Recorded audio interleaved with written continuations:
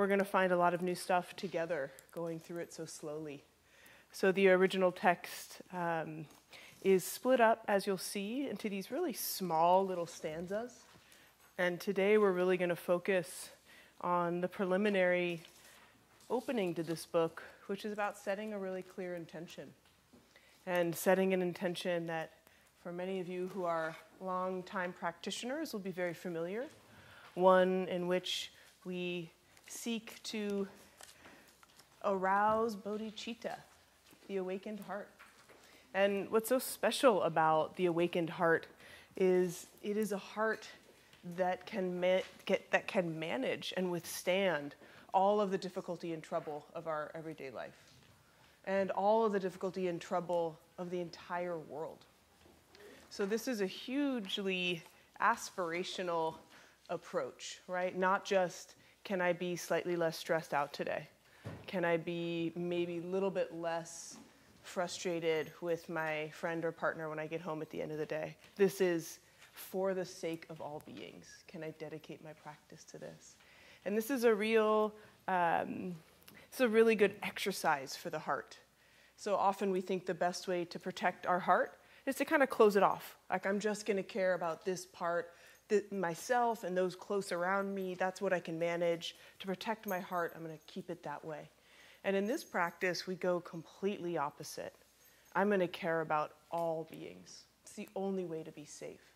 The only way to protect myself is, in fact, to include everyone. So that's a very huge goal, and we'll step through it bit by bit.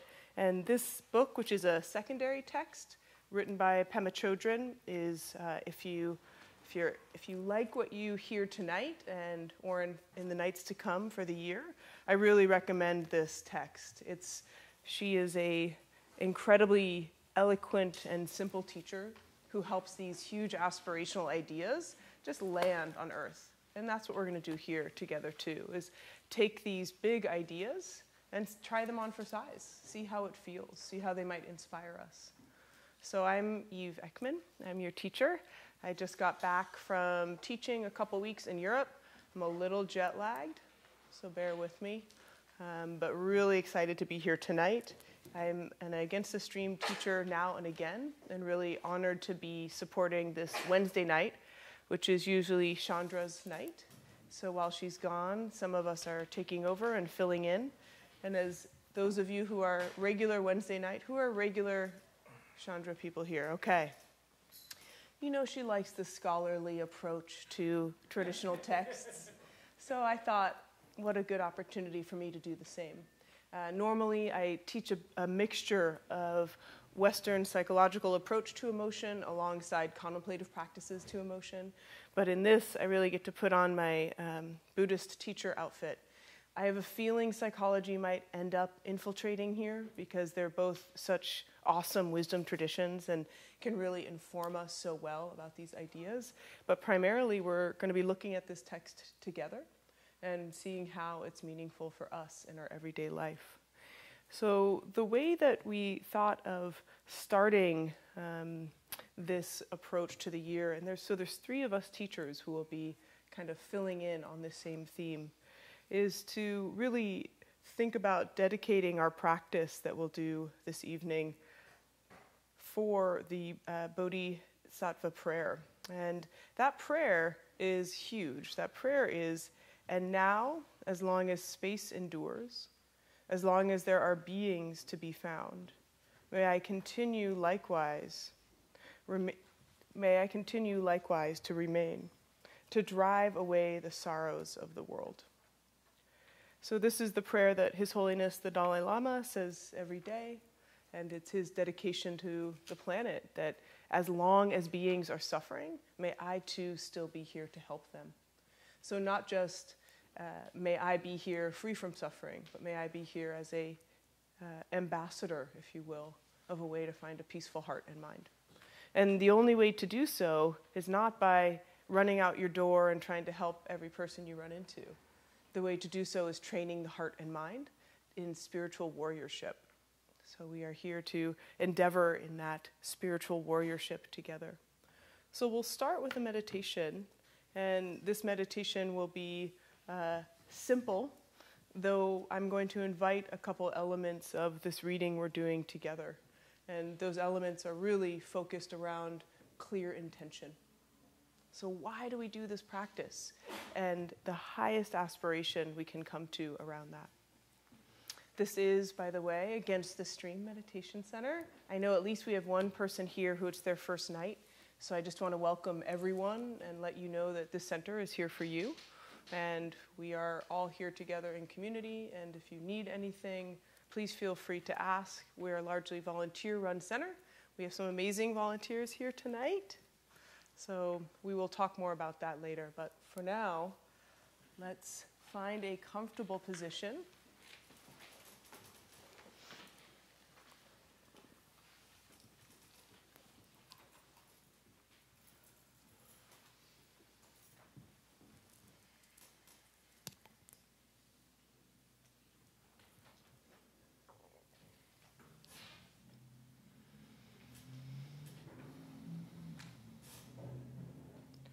And before we begin, taking a moment to check into your posture.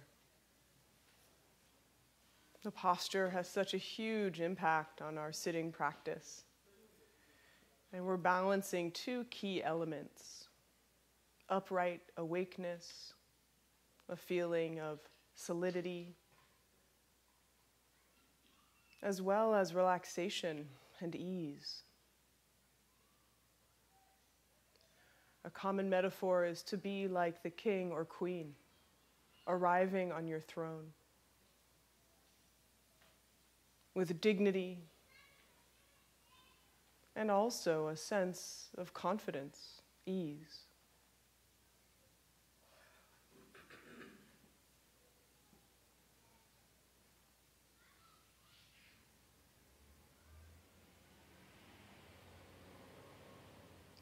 So although we want to be upright, we don't want to be straining. So find maybe your most upright posture, but then gently relax through the exhale into that posture.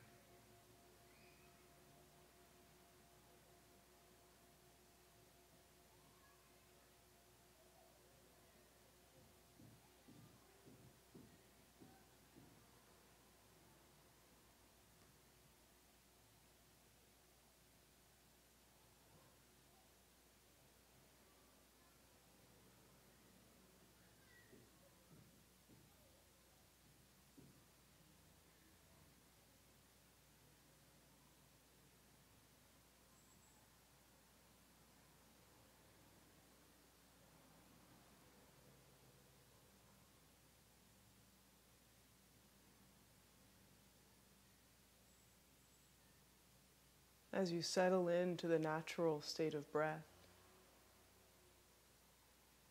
really invite yourself to release thoughts, memories, images, any to-do lists.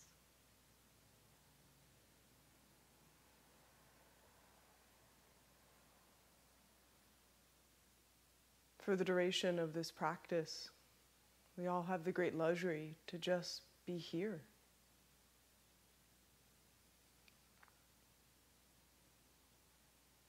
The many demands from other people, from our own mind. Right now, we can let them be.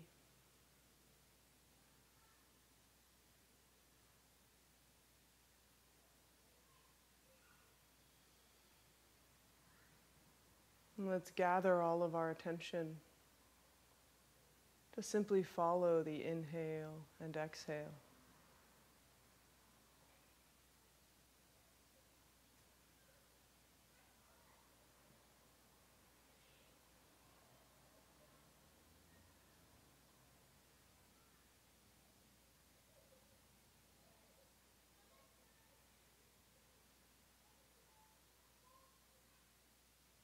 Through our inhale, we can practice the qualities of vividness.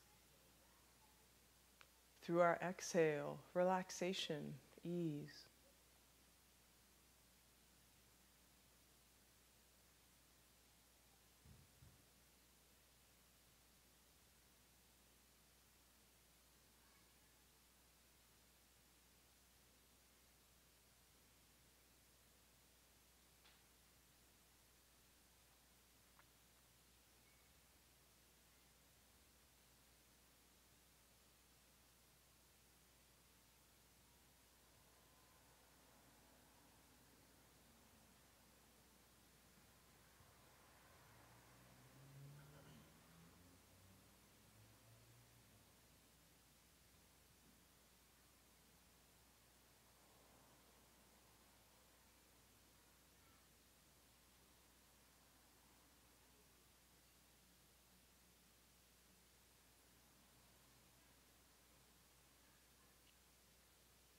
When the mind wanders off, instead of contracting or rejecting, see if you can simply relax and release and return to the simple focus on the breath. Keeping the attention continuously through the inhale and exhale, even if for one breath.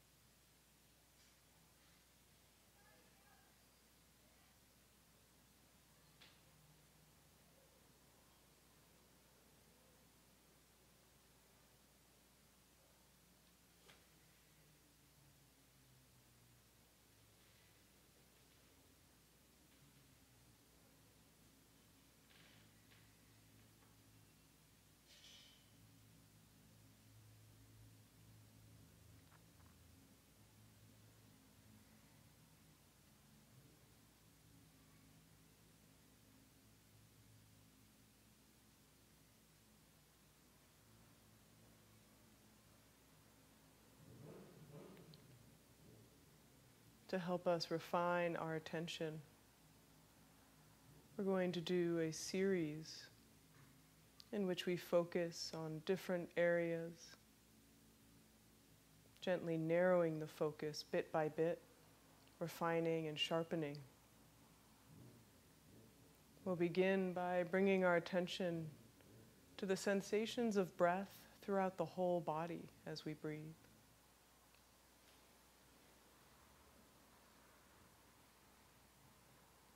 As we inhale, we attend closely to these sensations of the whole body breathing. And as we exhale, we gently release that attention. Inhale, attending closely to the sensations of the whole body breathing. And exhale, gently relaxing.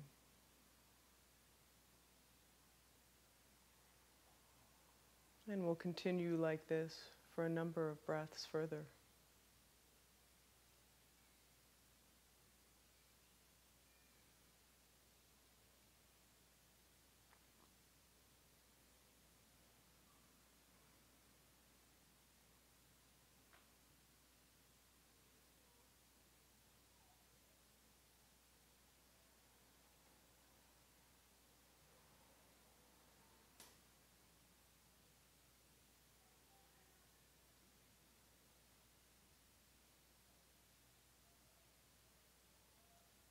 We'll now gently shift and narrow the focus to the abdomen. As we inhale, notice closely the sensations as the belly rises and the skin stretches over. And once again, as we exhale, relaxing and releasing. Inhaling with the vividness of noticing the sensations at the abdomen. And exhaling, relaxing, releasing.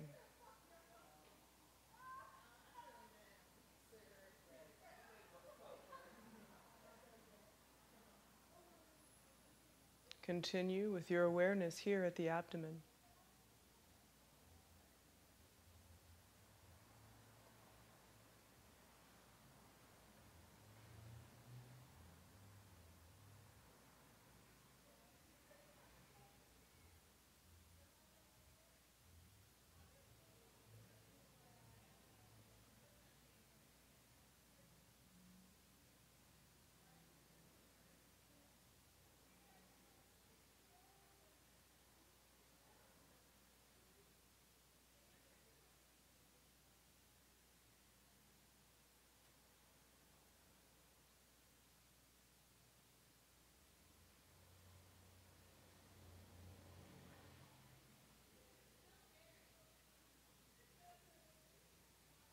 Once again, we'll shift and narrow.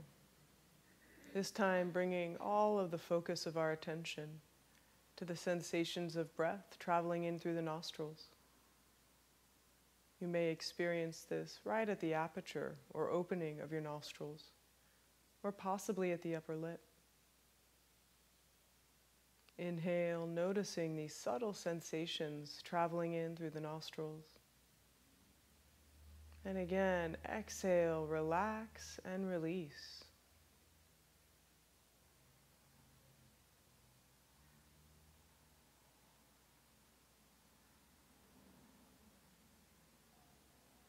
As we bring our attention to this smaller area of focus, it can sometimes make us get a little tight. So be sure you're not contracting any muscles in the face, around the eyes, or forehead. Even with this refined attention, we can maintain the relaxation right alongside.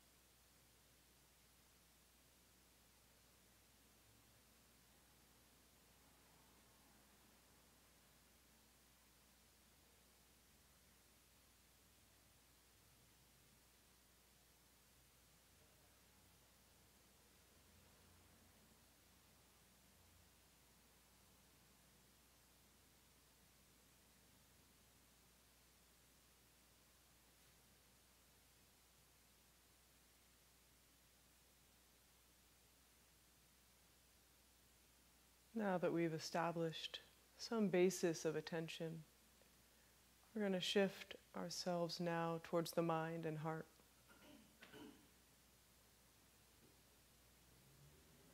We're going to bring to mind first the intention which brought us here this evening.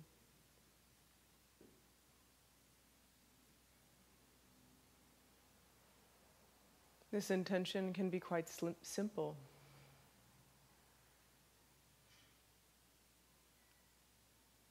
What easily comes to mind?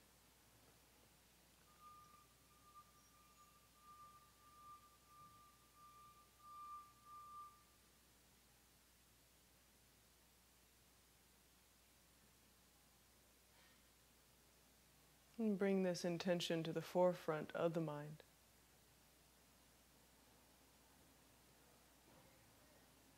It may come as words or an image, a fully formed thought.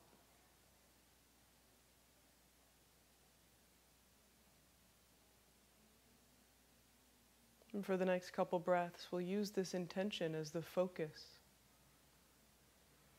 As we inhale and exhale, considering this motivation.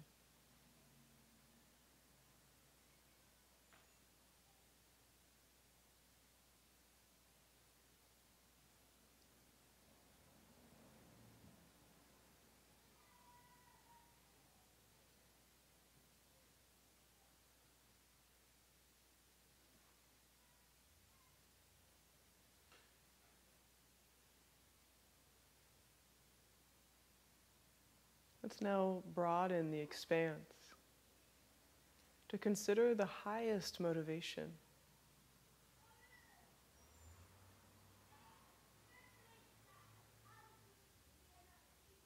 What is our greatest aspiration for doing these practices here together?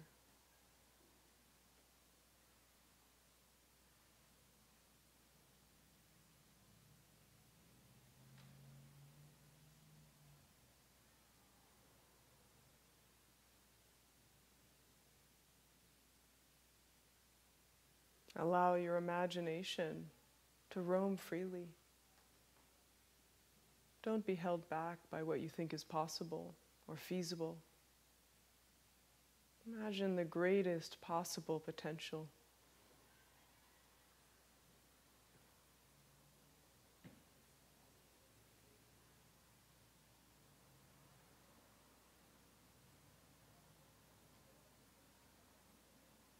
And see if you can land on a phrase or an image, a single idea. And again, use this single idea or image as the focus for the practice. Holding it at the forefront of the mind through the inhale and the exhale.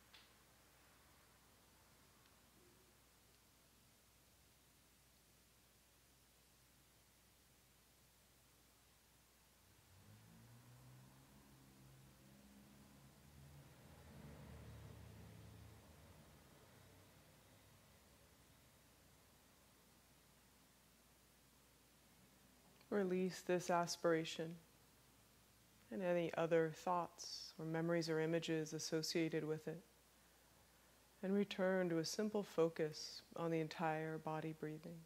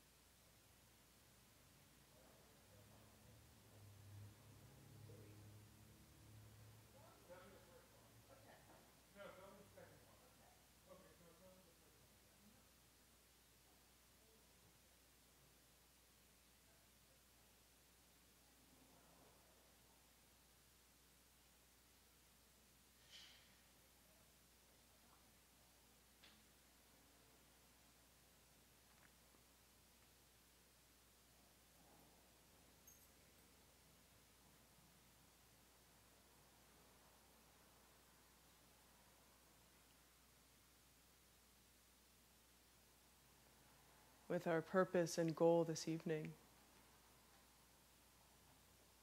to arouse bodhicitta, the awakened heart. We can find the seeds for it everywhere. Whenever we encounter suffering and have the wish that it was different, the heartfelt desire to alleviate ourselves and others from suffering, that very spark or flame of care and compassion, that is our awakened heart.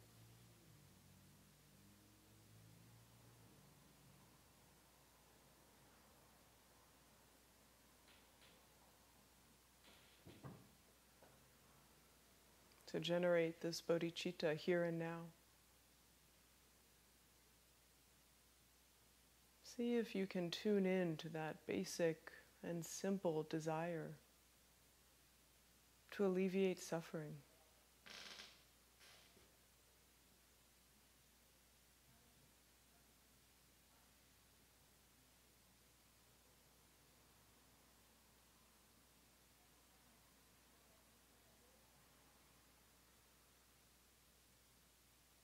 You can bring to mind a cherished, dear one who at this point is struggling and suffering.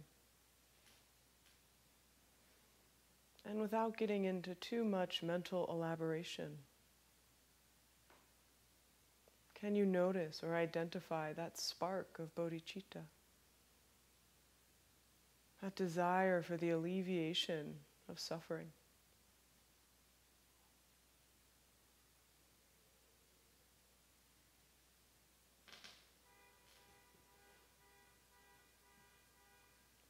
This shouldn't be a cognitive experience.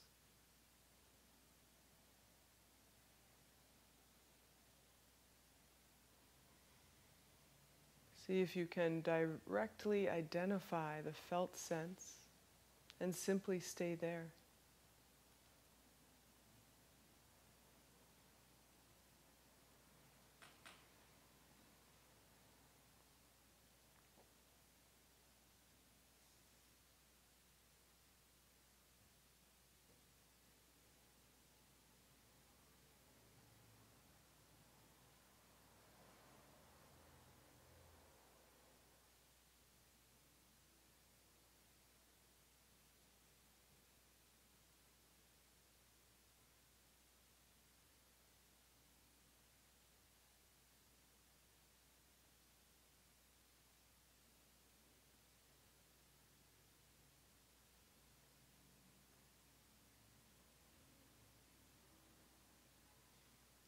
When we awaken our bodhicitta, we find it was already there.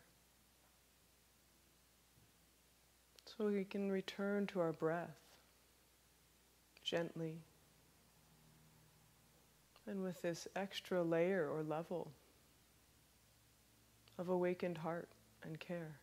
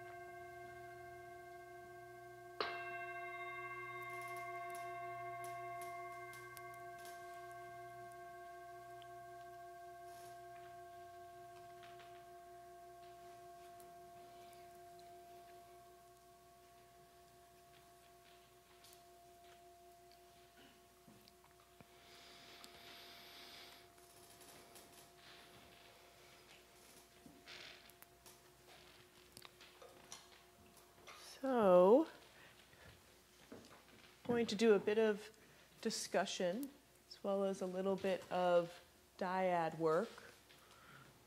No one looks too terrified by that.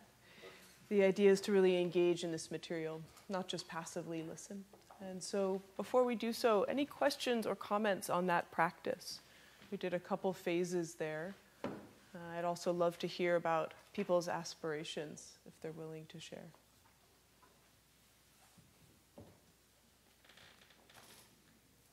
Yes?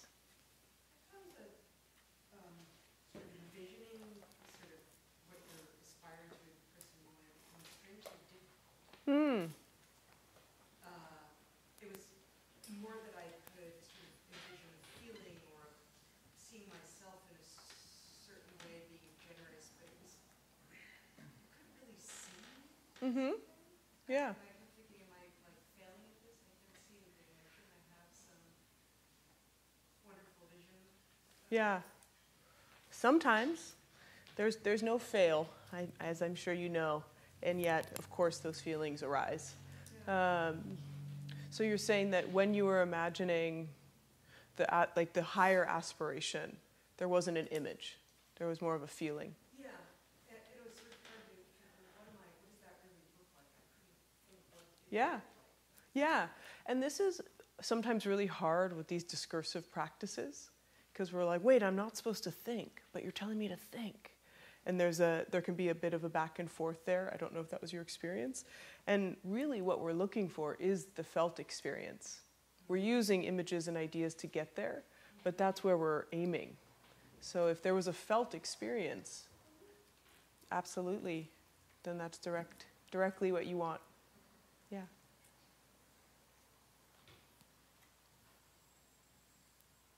Anyone else willing to share an aspiration? Either more relative or ultimate?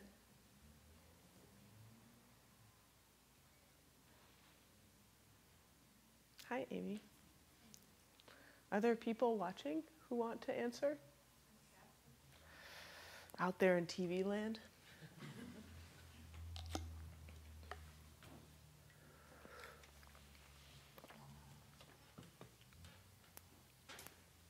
You guys have first dibs. Did anybody find that their aspirations were the same? The ones that they came here for and the bigger ones? Yeah? Yeah. Willing to share what that is? I just spent a week retreat in introduction to Bodhicitta. So you're kind of cheating. That's great. Yeah. So it was very much the bodhicitta. Yes. Wonderful. Yeah. How about you? So is mine. I mean, Chandra introduced us to like guru yoga, so I do guru yoga, like discursive practice. I start off all my meditations with that. And Yeah. to awaken like love, compassion, and bodhicitta.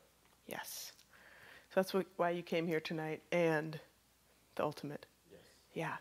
Yeah. Did anybody have a different one? Yeah. Pamela. Fun with this, I don't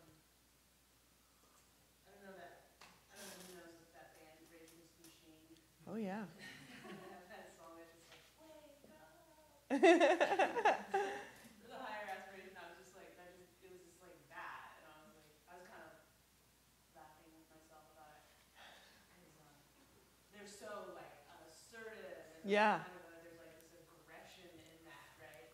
And I was just like, found that humorous. But that was what kind of. Yeah. Yeah. And as you know, I don't think there's anything wrong with the emotion of anger.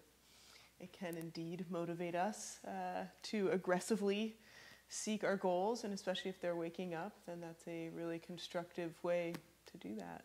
Yeah. I wasn't necessarily feeling anger, but Right. it was like that song. Exactly. And you would, that kind of like, Yeah. it's like, yeah, I mean, that was funny that. And you're allowed to have fun during meditation. I know that's not usually talked about, but it's true. Yeah, we don't want to tell anyone. Yeah. Yeah. Yeah. Question. At this like entry stage, is there a difference between bodhicitta and compassion? Like the heart state, the mind state.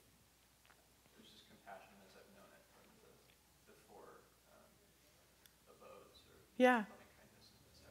Yeah. So, And do you mean like a difference in terms of how we feel, or in? either that or like conceptually. Yeah, they're very closely related, and yet this idea of bodhicitta has like this. I'm trying to think of how I would distinguish it, because I wouldn't just call it compassion. It's as though your heart needs to wake up to, and with bodhicitta there are various levels. So there is the kind of level at which we are working here for one another, and then there's a wisdom level at which the vastness of our mind opens to this reality, and it really can completely disintegrate all the obstacles that get in the way of us caring about everyone. And compassion can do that also, yet I think maybe that infusion of wisdom might distinguish it, at least in how I think about it, and how I've read about it. Yeah, because they're both aspirational, right? And they both are indeed in the alleviation of suffering. So there's a lot of overlap. Yeah, great. Yes? So, I was just talking to another teacher about, like, this sort of desperation I get in my intention. Like, I so wanna, like, I take bodhicitta. I mean, like, I don't, it's so far from reality from Yeah. what I have, but, like, so desperately want to alleviate suffering and, like, see. So she was sort of like, you're really fixating on suffering in this, like, and it's really dragging me. I mean, there's a lot to fixate on. And so she was like, bodhicitta, like alleviating suffering is also helping beings realize wisdom and compassion and kindness and Yeah. generosity and generativity and joy. Yeah. So she was sort of suggesting that my intention, aspiration at the beginning of my sit not be like, I sit for the purpose of alleviating suffering, seeing my own and all beings, but like I sit for the purpose of cultivating generosity and compassion and joy and kindness for all beings. Yeah. So I was sort of playing around with that tonight. Beautiful. And the reason I come here, my intention is always just to be with this, in this beautiful community. Yeah. Which isn't really different from the ultimate, but. Yeah. Yeah, beautiful. Yeah, and I think making bodhicitta feel personal is a great idea. And one of the things I want to talk about tonight is our fear of letting all beings into our heart, right? That there's a natural kind of, oh, that's too much. Like I can barely manage what I have, which is not only well documented in these texts, but very well studied in contemporary psychological literature. That there's a big fear of compassion which people have, both of receiving and extending. They have some natural feelings of concern. I'm going to be too overwhelmed, or people will take advantage of me, right? So there's some really natural concerns around this very beautiful aspiration, but it can get really complicated quickly. Yeah. So is it useful to set the goal like super ultimate high, like, ultimate liberation of all being in the past and the future or whatnot, Yeah. Is that aspiration, which seems like unattainable somehow, at least in this lifetime, or is it useful to set the bar that high, or is it, or is Yeah. it more useful to say, oh, I Yeah. try first smaller? Yeah. So why do you think there are both? So his question, for those who didn't hear, was, is it useful to even set this bar so high of all beings being free? Because clearly we're not going to get there. So is that just a setup, right? That's the question? Yeah. Do you have a thought as to why? I have my own thoughts as to why. Maybe if you don't set the bar that high, you can get content with a little bit. Yeah. Just get comfy with that. Yeah, we get content and comfortable really quickly. It's true. It is really to continue to just break apart our kind of momentum towards really just caring for ourselves and those close ones around us. Because we're even if we inch out a little bit farther, okay, everyone in this Sangha. All right, East Bay Meditation Center too. But then that's it. Right? So it is, and I think the aspirational is beautiful, and it really, like, again, this idea of like extending your muscle. If you're really, truly holding in your heart, God, I want all beings to be free. There's a bigger energy, more effort, more output, even though you're not achieving it. The main point is to keep your heart undefended, open, amid all the trouble and suffering. That's the goal. It's not to, per se, achieve, the goal is to achieve the end of suffering for all beings, but the process of doing that, what that achieves is keeping your heart open and keeping your heart strong. So how do we both keep our heart open and strong? It's this consistent kind of extension towards these goals that are much higher, that are transcendent. Yeah, I've struggled with that a lot in this text and other texts of, do they really think this is going to happen? Right? Is this like some Santa Claus thing and no one has like updated the reality? And, in some ways the suffering felt much farther from being relieved in those days than now. There was so much senseless death just out of physical injury and harm.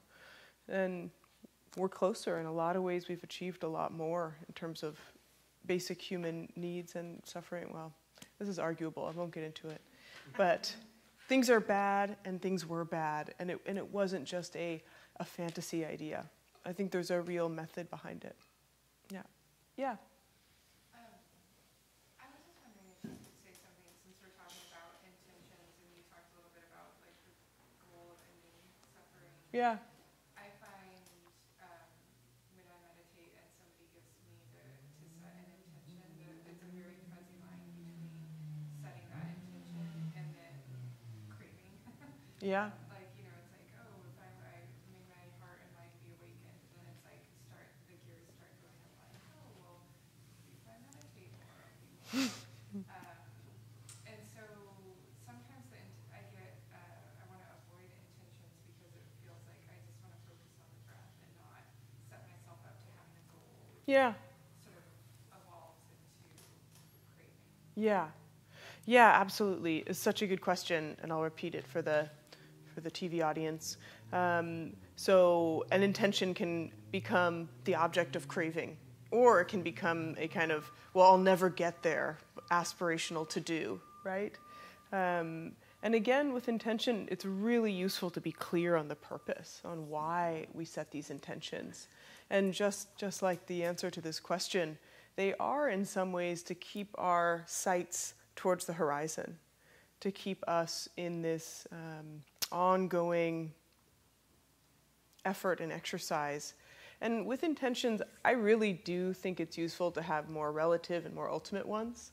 So today I had to drive quite a long distance to do a very short job and then drive quite a long distance back.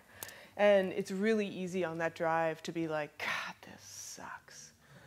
Driving, I could be surfing, and instead I'm driving, and then I'm going to get there, and then I'm going to have to turn right around, right? And for me, literally, I got in the car. I don't like driving so much, and immediately I was like, my intention is to be of service. I ended up doing some interviews for an end-of-the-year study of meditation with youth who have had this opportunity to have a 2-month program of mindfulness.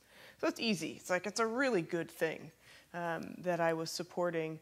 And to keep it in mind the entire drive, and when I went in the room, and between each session of interviews, really helped me keep that poignancy of why I was there, and helped me get away from the self-centered, like, well, this sucks for me, because I'm going to be in traffic, because 6 p.m. when I have to go over the bridge, like all the other chatter. And then the bigger one, so that, again, the smaller, lower level one, kind of keeping the freshness or keeping the focus. And then the larger ones, I think, are really useful because they start to shift our mind and shift how we see the world. So if my larger intention often is peace of mind, like a big aspiration or goal.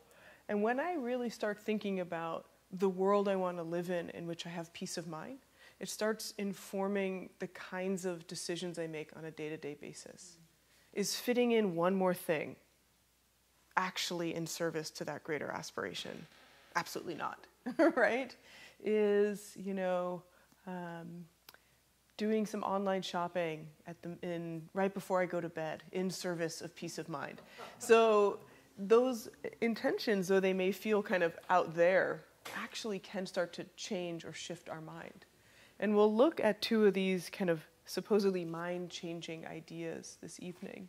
So all of the Lojong slogans that those of you who've been here on Wednesday nights have been practicing, these are also ideas that change or shift our mind. So having an intention that's that aspirational, it's like it really can lift us up. So I hope that's helpful for it. Instead of it feeling like I need it, I want it. I think it's a back and forth with that, or a dance. Yeah. So I was hoping what we could do for a moment is with someone who is next to you, I'm going to give you a minute or two each and then ring it. So instead of a free-form conversation, like a real empathic listening dyad, so one person will speak, I'll ring the bell, the other person speaks. And what I'd like you to speak on and reflect on is what is intimidating or kind of concerning about inviting all beings to be in our practice. So what might be scary about true bodhicitta? Okay, if anything.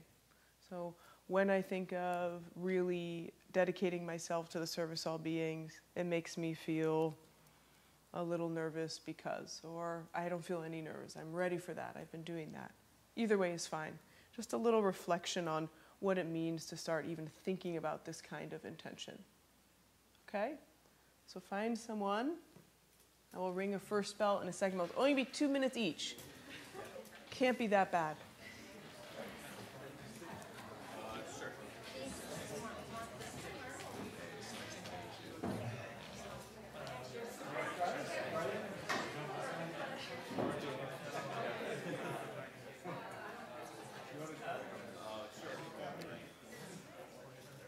Okay, first person start.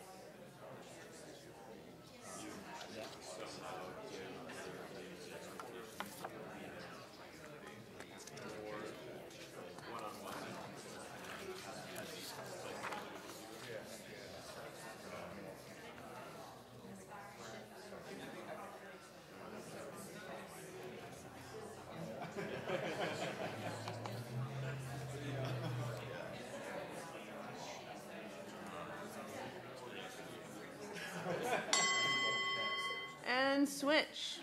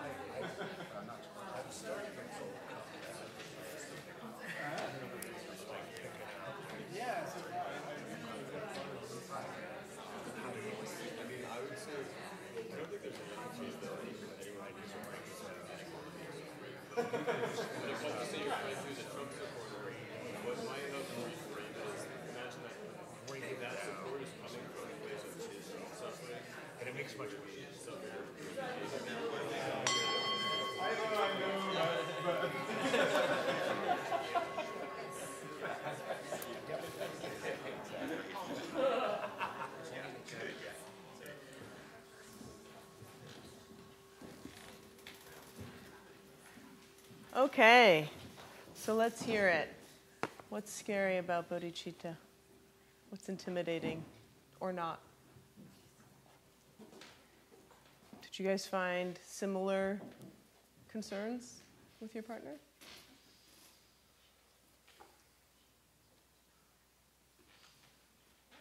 Yes. It feels like if you, like, really, if I really embraced bodhicitta, it could, like, pull my life apart. Right? Like, if I went with it, does that mean I'm moving to Africa and Right. trying to serve starving people for the rest of my life? Right. So where does it, if I decide to truly be of service for all beings, like, I'll never sleep again, right? Yeah. Yeah, totally reasonable. Do other people have that worry or concern? Yeah. We had a great topic. It was what entails all beings, Right. which can get very involved in harmony with the earth and the ocean and the forests. And as human beings, we're disrupting all that and just the way we live. Right. So then the only option is taking ourselves out. Just bleed me out. Right. Yeah. No, definitely. Right. If we're really dedicating ourselves to this, then it's yeah, how do we live in a harmonious way with this planet if it's all beings? Yeah. I think that, and as we were just discussing, I kind of had a shift on it just today, that it's not about the literal all beings. Like this morning, somebody blocked my car. Mm. I could have left them a shitty note. Mm-hmm. I could have blasted my horn, but instead I was just kind of like, just chilling with it. And it was my neighbor, and he apologized. Big fucking deal. Yeah. He blocked my car. It's not, so that's it. That's just like, that's one person Mm-hmm. that I wasn't shitty to, therefore then he didn't turn around and then have an attitude, and every time I see him on the block, and it's like, oh my God. It's just, Right. So in my mind, I see it not the big, literal, every single being, Yeah. but just to allow it to be maybe in my neighborhood, not even that, just approach it with an open heart. Yeah. And just not be shitty to someone who's blocked my car, a big deal. Yeah. Just these little things. Yeah. Beautiful. And that actually really foreshadows well for chapters 5 and 6 in this book, which are about training the heart and mind of the spiritual warrior. And training the heart and mind of the spiritual warrior means not sweating the small stuff and really having that sense of, wow, all of this is the seed of my strength and power. I can't at all make any progress on this path if I'm, getting mad at this, that, or the other that has somehow wronged or betrayed me. So. And it actually has then the beneficial aspect, like now we're like that just drew us a little closer in the community that didn't alienate and strain a relationship with someone I live across the street from. Yes. So you're pointing to our one of the readings here. So if you're on page 19, you had this. These are, I have to say, somewhat hard to read and still interesting. But just as lightning illuminates the darkness of a cloudy night for an instant, in that same way, the power of the Buddha, occasionally people's minds are momentarily inclined towards merit, right? And it's not like we are working hard at it until like just the heavens open and we've achieved bodhicitta. Like we get these little lightning flashes of, oh, I can kind of take one for the team here. And it's okay. And it's in service of, in fact, this greater goal. And again, like keeping that higher aspiration in mind means it doesn't diminish the smaller pieces. They are actually really instructive for us towards what we're looking for. Great. Yeah. Anybody else? Yeah. For me, the concern is not that it's too much, is that it's not enough. That it's, wishing that all sentient beings dwell in equanimity, liberation of all sentient beings, that is not action-oriented enough. That's something I do every day. As part of my practice. Yeah. But the concern is it doesn't drive what I do enough, or I don't see the connection enough. Yeah, so having the aspiration feels divorced from doing. Yeah, not that I don't do good things. Yeah. But that practice is separate. Yeah, I could totally see that.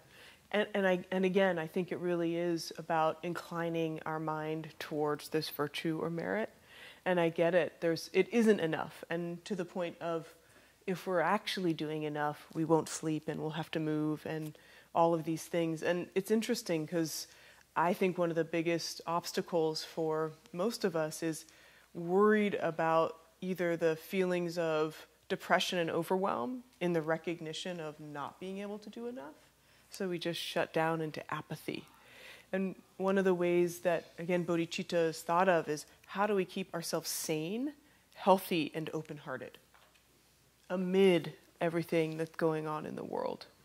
And so I think if again, I know this ironically sounds selfish, even though it's for all beings, but if we think of this as our armor against the despair that the world can give onto us, so that we can withstand and march farther forward. And that's achievable, that feeling of I can manage the overwhelming distress of this world because of these practices. I don't think it's just an anesthetic. I think that sometimes some meditation can sometimes feel like we're just anesthetizing over the pain of being in this body and on this planet. And this one has the intention and I think transformative potential. But I think that's a real concern. Yeah.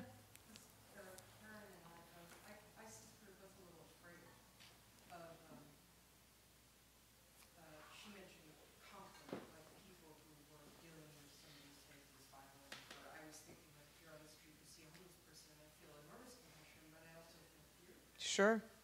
And I feel fear about taking in too much of somebody else's pain, which, in relationship I've done too, where I just, and so there's a part of me that's just, if I really open up and get so deeply empathetic, there'll be no me left, Yeah, and that's the huge paradox that takes first-person experience to believe, this idea that in fact, opening wider to the suffering of the world might make you feel less overwhelmed than trying to hold the barriers of concern towards yourself and those you care about.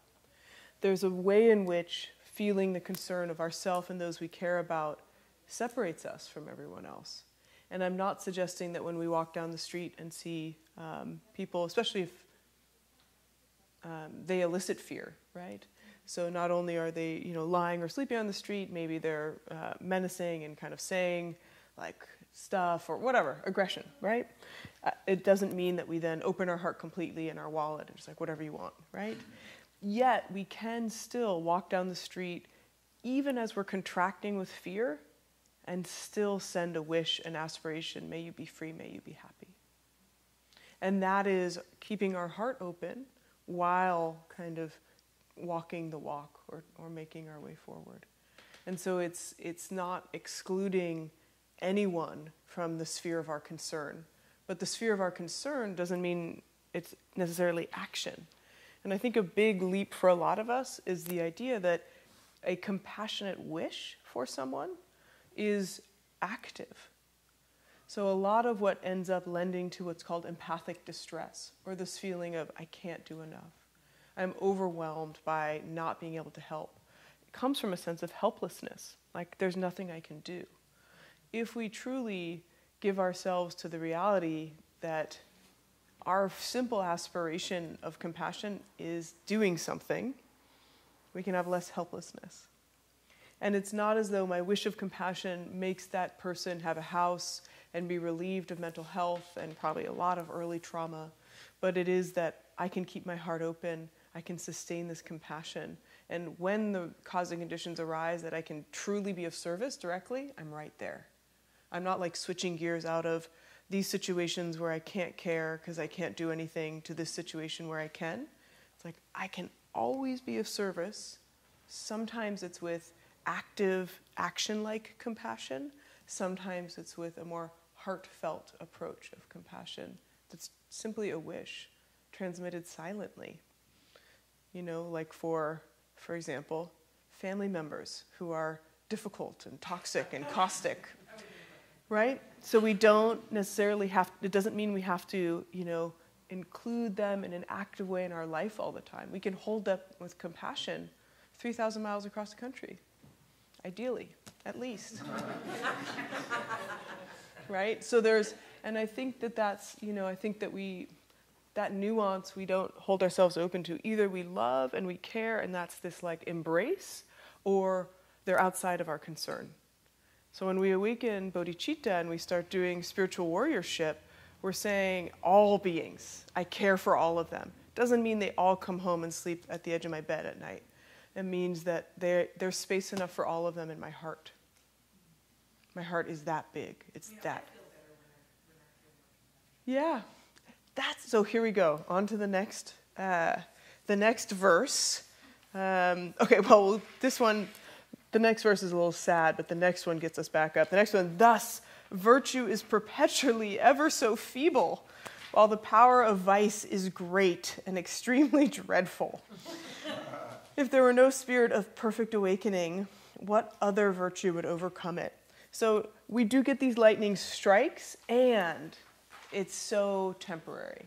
So maybe we were okay when someone blocked in our car, but then later, when, I don't know, what else could have happened, when we're riding our bike here and we get cut off by a car, this is my often experience, we no longer can arouse bodhicitta and we're angry and we're blaming them. Maybe we say foul words, right? So it's even though we can glimpse it, we can recognize that it's hard to keep our heart open. It's hard. It's difficult. There's a feebleness. But then number 7, and this is the interesting thing, is one of the strongest reasons of why to develop bodhicitta, so that we can experience true happiness. So it's not just for the benefit of other beings, it's for our own liberated heart and a feeling of unencumbered joy. So I'm actually going to read the commentary from Pema. So here it says, the Lord of sages who have been contemplating for many eons have seen this alone as a blessing by which joy is easily increased and immeasurable multitudes of being are rescued. So not only is this practice of benefit for all beings, it is how we attain the most sublime happiness. So Pema Chodron writes here, at this point we might ask, Why bodhicitta has such power? Perhaps the simplest answer is that it lifts us out of self-centeredness, gives us a chance to leave dysfunctional habits behind. Moreover, everything we encounter becomes an opportunity to develop the outrageous courage of the Bodhi heart. When we get hit hard, we look outward and see how other people also have difficult times. When we feel lonely or angry or depressed, we let these dark moods link us with the sorrows of others. So with this kind of opened and awakened heart, not only does it give us this ability to feel connected to others, it gives us an ability to transcend our self-centered concern, which generally is the source of most of our suffering, last time I checked. So there's a really interesting, again, that paradox of opening our heart towards others, in fact, is a more tolerable way to be with suffering. Yeah. What do we think? Maybe? Yes? Yeah. I was gonna say, so I try to practice like metta or compassion or even bodhicitta for like, let's just say certain political entities that I feel like are causing actually at this point global suffering. Yeah. And like I try to imagine that those folks like actually think that what they're doing is right. Yeah. And I don't get very far with it, but the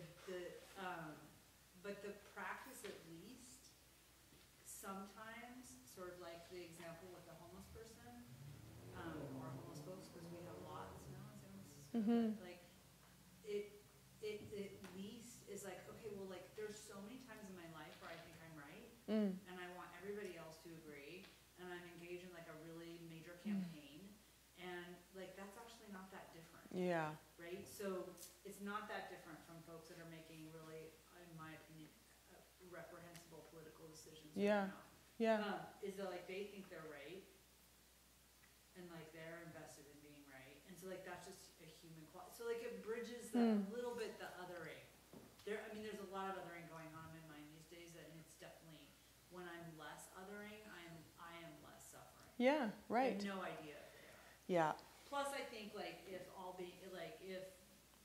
the far right awakened, it would benefit all beings. Yeah. Yeah. Yeah. I mean, and maybe that's true of the far left too. Like I don't know. You know Yeah. what I'm saying? Like, Yeah. But like awakening and seeing our deep interconnectedness, especially with this planet, which is about to be done with us, would be beneficial to all beings. Yeah. And so that keeps your motivation. It just helps me. It just helps ease a little bit of the suffering because Yeah. so much of the suffering comes from like the us versus them. Yes. Their worst. Or Right. They're doing this to me and I'm helpless. And Yes. all these other people are helpless. Yep. Exactly. Cool. Which brings us to our next little dyad. You can choose your same partner if you like. And this is, again, 2 minutes, so don't worry, you can't get too deep. Biggest obstacles to your bodhicitta, meaning people, places, things. Where do you struggle to feel compassion? And so you're describing, the political entities. So where are the places that are the real struggle for you?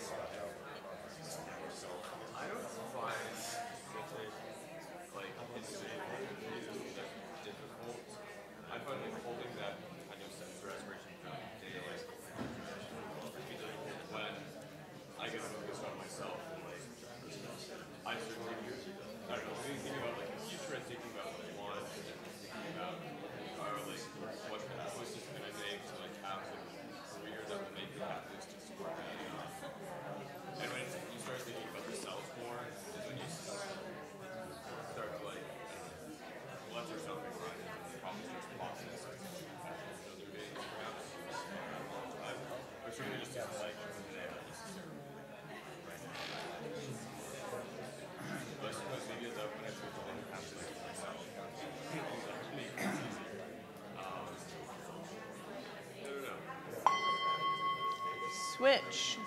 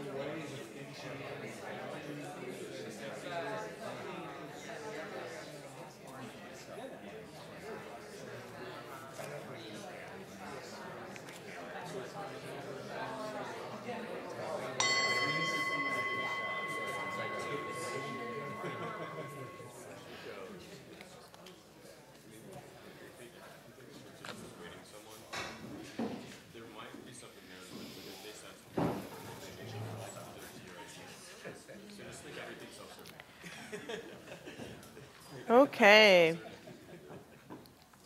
So obstacles to our bodhicitta.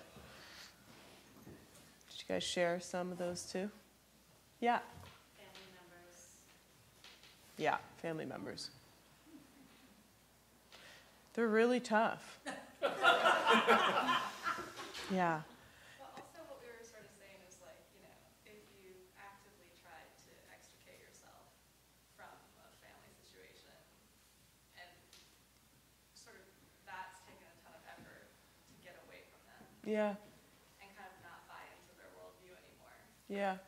And then part of doing that meant no longer letting yourself be like overwhelmed with guilt or Mm-hmm. then to sort of turn around and say, oh, but I'm going to be kind to you is hard.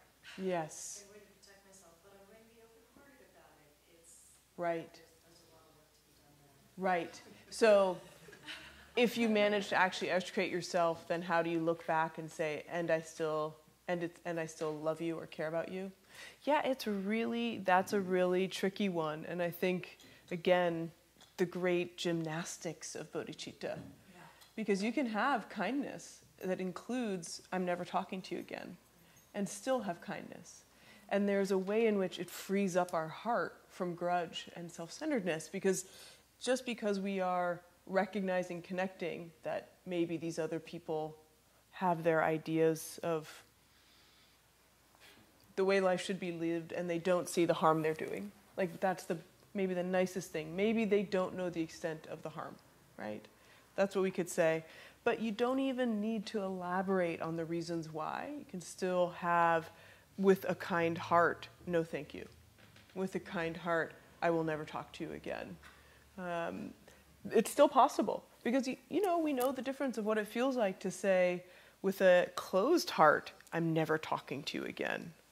There's a edge. There's a separation. There's a unsettledness about it.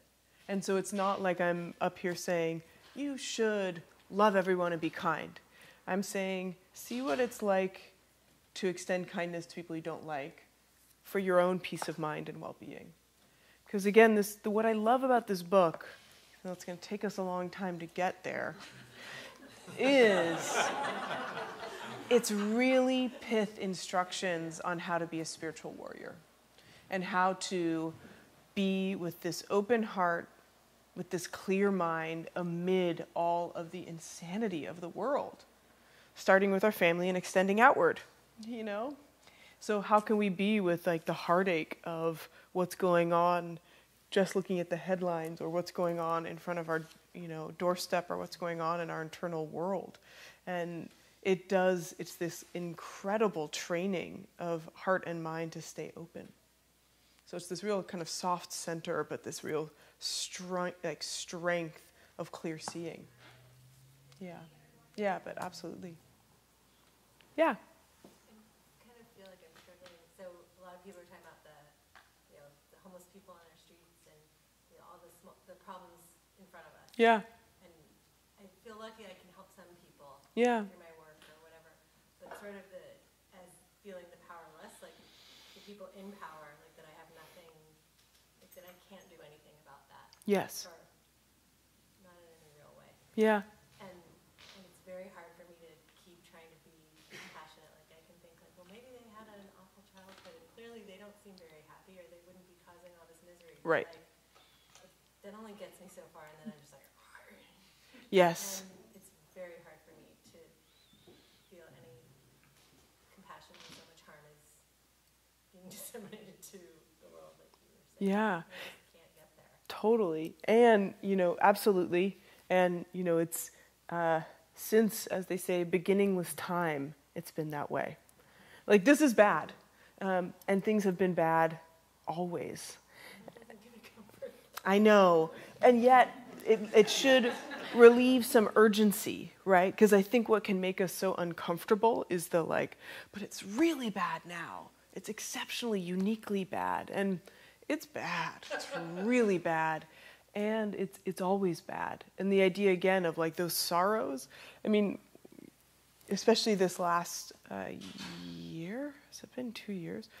However long it's been since the election, I've felt a lot closer to friends and colleagues in countries where they feel completely alienated by whoever's in power. And that in some ways makes me feel closer, more akin to them. My suffering brings closeness. So there's not as though it's again, kind of what Pema was saying is this practice allows us both to train our heart for the strength of what we can offer when it's possible, and connect us through that feeling of empathy to other people who are suffering. So I know that's not the most exciting and energizing reason to look closely at bodhicitta, but it really, there was another piece here I wanted to share. And so she says that it's an instruction manual for extending ourselves to others, a guidebook for compassionate action. We can read it to free ourselves from crippling habits and confusion, or we can read it to encourage our wisdom and compassion to grow stronger, that the motivation to share benefit with everyone we meet. And it is a bit of a disheartening realization in some ways, which bodhicitta has to offer us, which is that when we open ourselves in this way, there's going to be just vast amounts of suffering. And what we feel like we're doing might just be like that lightning strike in the middle of the night of, here I am, my heart is open, I'm available, I can actually do something that feels like action. And most of the days, I'm just here tending to a heart that's open, not feeling that much efficacy. But there's, again, the big leap is believing that the compassionate heart has efficacy, even though it isn't like entering a White House or other place and specifically doing anything, that there is the benefit of training, sustaining, engaging, partially to increase our empathy, and partially because, we have so much more work to do on this planet with those close to us and otherwise. And so we can't succumb to the despair. It's like our job and our role as spiritual warriors is to keep our sense of importance up. And that's, if if all we're doing is just trying to not succumb to despair, it would be a lot. And then bonus, if we can actually influence anyone else. I know, it's not that heartening, but I actually find it really, it works for me. Because despair is pretty terrible, right? Feeling like no efficacy, there's nothing I can do, I can't help at all. There's no hope. With this, we're like, we're training, we're like Olympic training for the moment when we might get to go out into show what we have and be of service. But otherwise, we're just like in training every day. And luckily, the training has intrinsic benefit for those around us and for ourselves. Can liberate the heart and mind.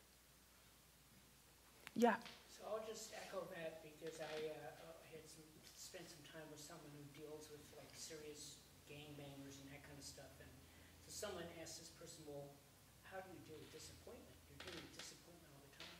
And he just said, I don't have time for disappointment. Yeah. So that's just sort of beautiful. Yeah. Saying, you're going to be disappointed. Yeah. But you have to get beyond that and see the bigger picture.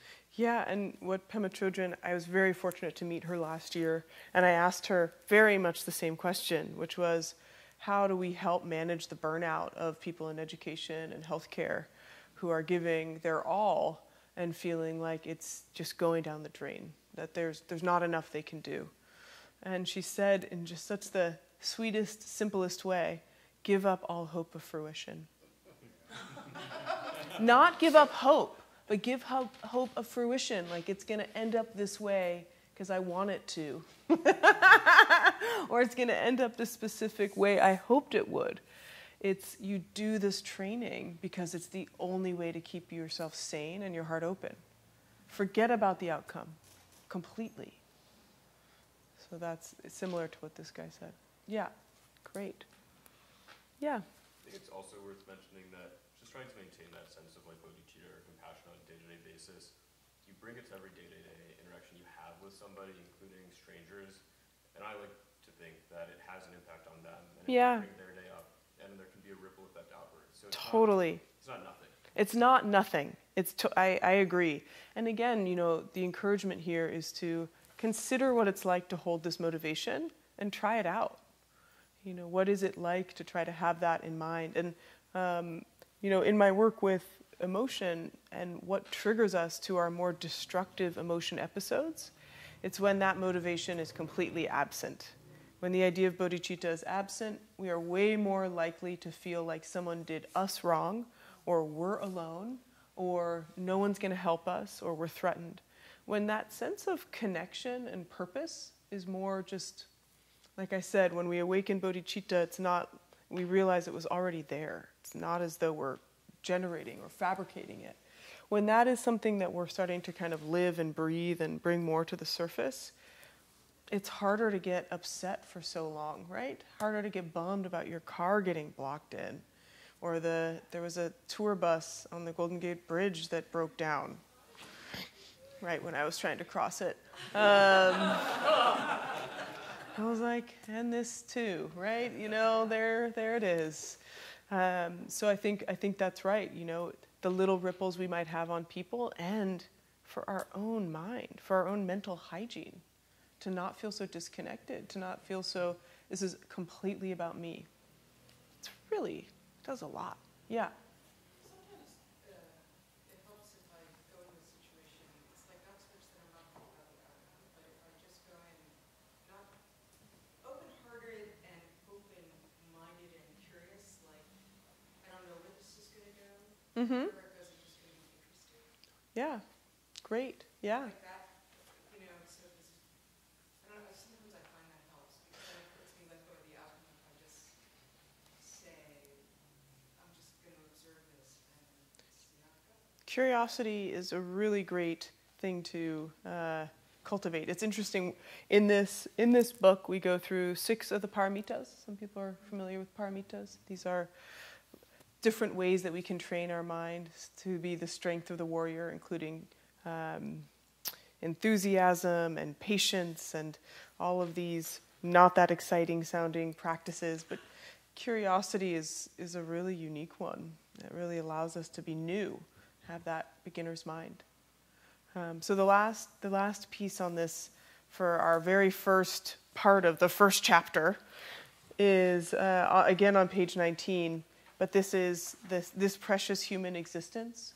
So many of you who receive teachings, this is very common to say that we are so fortunate to have this precious human existence. So it says, this leisure and endowment, which are so difficult to obtain, have been acquired, and they bring about the welfare of the world. If one fails to take this favorable opportunity into consideration, how could this occasion occur again? Now, I think that this phrase in our contemporary modern culture just makes us feel worse about ourselves.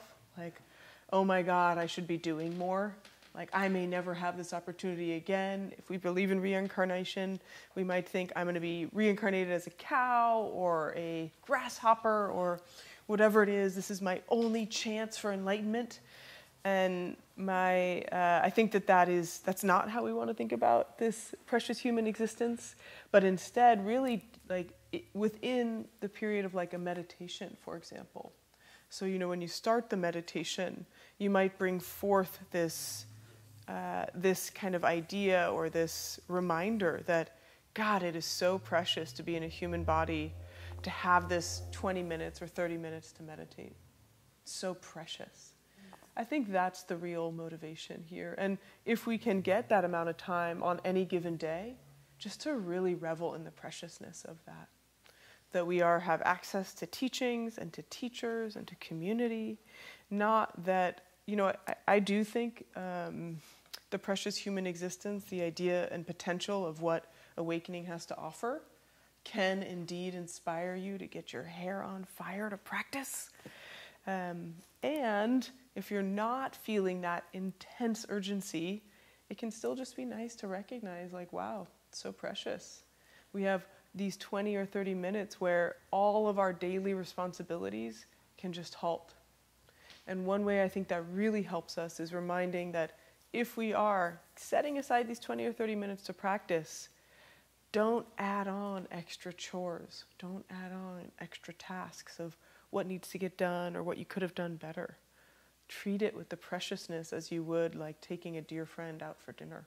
Like, oh, I just want to be here with you, but like with yourself. So that's how I interpret that precious human existence. So we're going to close with this very same bodhicitta aspiration here.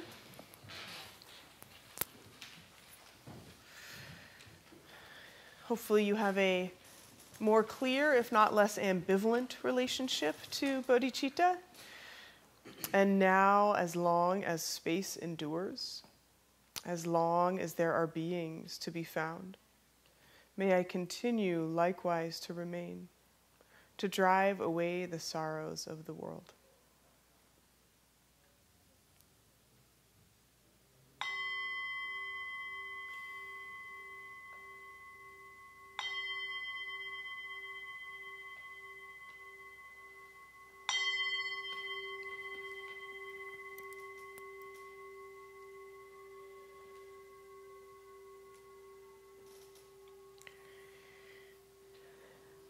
So exciting to be here with you guys on this first night.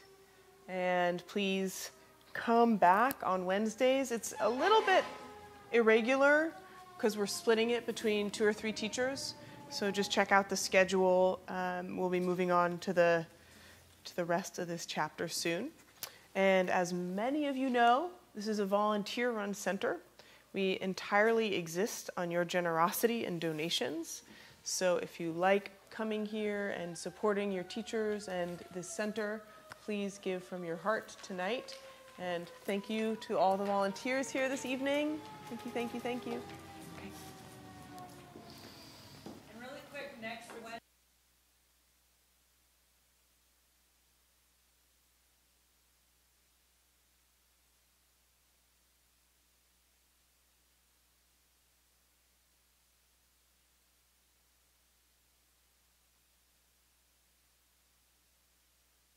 Do not miss it. Highly recommend. Do not miss checking her it. out. Yeah. It's a whole different thing than most of us at ATS are used to. She embodies bodhicitta. She'll like radiate it out to this room. You'll be like, face melting.